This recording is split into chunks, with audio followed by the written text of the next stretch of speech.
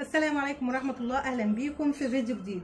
شفتوا معانا في الفيديو اللي فات مجموعة أسئلة كده كنا زوجي كان رد عليها، والفيديو ده إن شاء الله هيكون الجزء الثاني لأسئلة كل حاجة تخص التنجيد. إن شاء الله هنجمع شوية أسئلة كده من الأسئلة اللي الناس بتبعتها وهنرد عليهم في فيديو إن شاء الله. فهنبدأ على طول كده عشان ما نطولش عليكم بالأسئلة، وطبعا زوجي هيرد عليكم. السؤال بيقول قماش الكتان. عملنا كتير فيديوهات عن انواع الكتانات، اشهرهم كان كتان ناجح. فالسؤال بيقول ينفع اعمل من قماش الكتان دوت فرش للكنب؟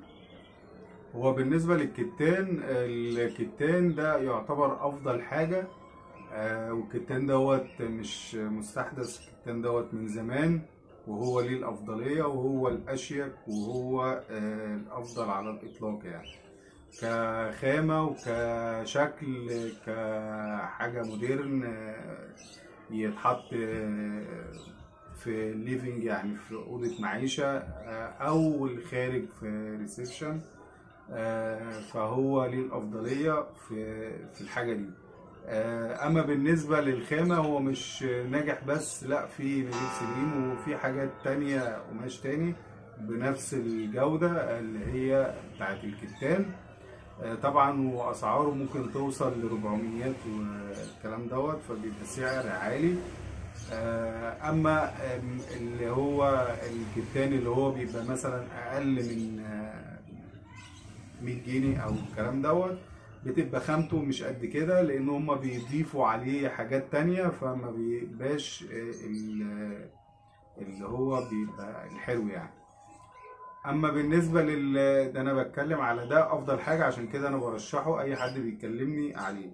اما بالنسبه في اقمشه تانية، في اقمشه تانية حلوه والكلام دوت، بس المشكله طبعا اللي بيعمل حاجه ما بيعملهاش اللي هي مستمره على طول، لان دي تجاره، فلازم يبقى فيها بعض لمسات كده اللي هي بمعنى اللي هي ما تعيش عند العميل، عشان خاطر الدنيا تشتغل معاهم كتجارة.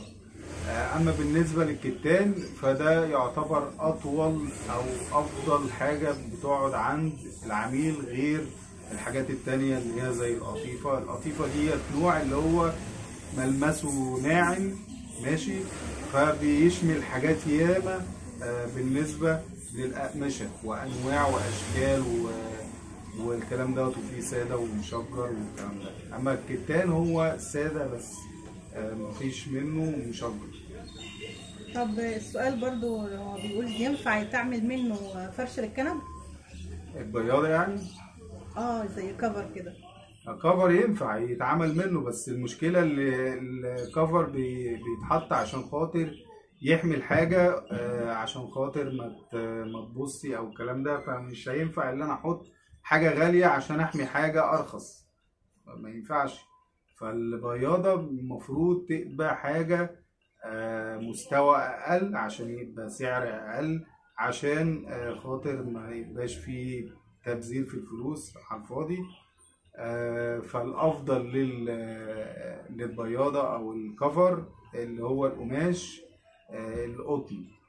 القماش القطن بيبقى يعتبر حنين شوية، وفي نفس الوقت بيستحمل غسيل والكلام دوت على طول، غير الكتان. الكتان برضو كتر الغسيل بيبوظ القماش، او اي قماش كتر الغسيل بيبوظ القماش وبيخليه يطلع وبره من كتر الغسيل فيه، وكتر لان في حاجات بتبقى عايزه حاجات سخنه وشغل على السخن، وفي حاجات عايزه على البارد الميه البارده، مش اي غسيل وخلاص.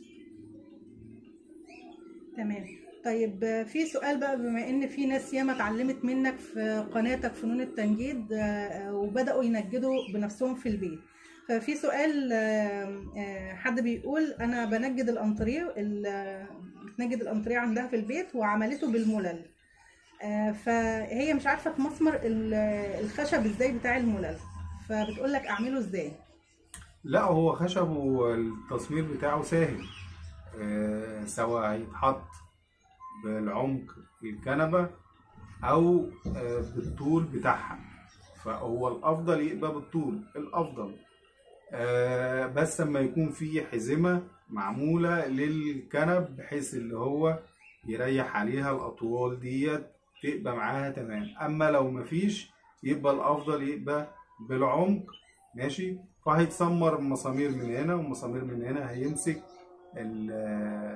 الخشب بتاعنا، وهيبقى من قدام فيه فارق ما بين الخشب والخشبة، فيتحط سدابة صغيرة بحيث اللي هي تبقى مساوية للصدر. طب دلوقتي لو الظروف مش سامحة معايا اني انجد الانتريه بتاعي او الشغل بتاعي وعايزة حل سريع، هل في حل سريع ولا يعني يحميني من مشكلة الهبوط ديت ولا لازما افوره؟